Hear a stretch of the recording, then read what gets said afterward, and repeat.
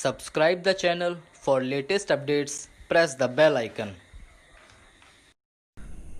Get ready for the dictation at the count of 3, 2, 1, start. The High Court has overlooked the distinction between post and vacancy. If the requisite posts were already exhausted by direct recruits against the earmarked quota for direct recruitment merely because some vacancies occur, it would not be open to the aspiring candidates against the direct recruit quota to challenge the selection process commenced for the post of judicial officers by promotion through limited competitive examination. The cadre strength is always measured by the number of posts comprising the cadre. The right to be considered for appointment can only be claimed in respect of a post in the given cadre. The percentage of quota has to be worked out in relation to number of posts which form the cadre and has no relevance to the vacancy that would occur.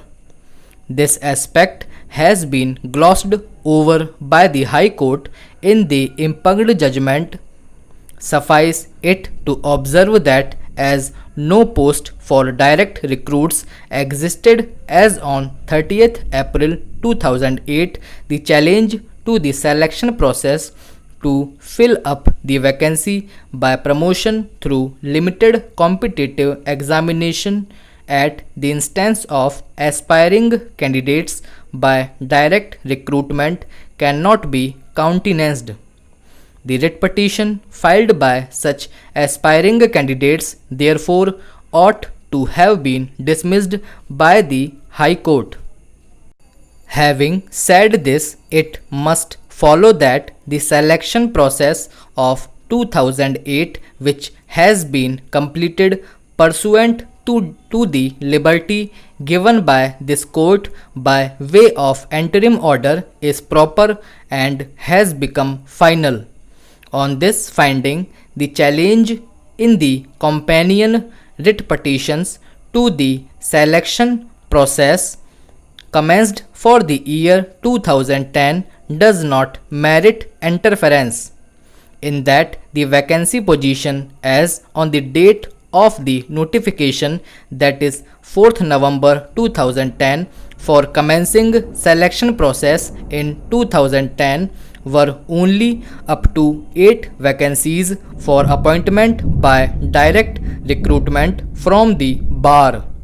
None of the writ petitioners before this court claim to be within the first 8 merit list candidates. The petitioners were placed at serial number 9 onwards. The first 8 candidates having been appointed, the selection process for 2010 would get exhausted and considered as complete. Merely because the names of the writ petitioners appear in the selection list, they do not acquire any indefeasible right in getting appointed. The vacancies have to be filled up in conformity with the extant regulations. The selection process in which the writ petitioners participated was commenced on the basis of the said notification for 8 notified vacancies, and appointments have been made from the meritorious candidates. That selection process must be treated as having come to an end. The fact that the notifications for subsequent selection process issued by the High Court notifying different or higher number of posts for direct recruitment can be of no avail to the selection process of 2010. That changed position is ascribable to subsequent period on the basis of availability of posts for direct recruits. Similarly, the fact that one candidate amongst the appointed 8 candidates after due selection subsequently resigned, no right can accrue to the writ petitioners on completion of the selection process of 2010.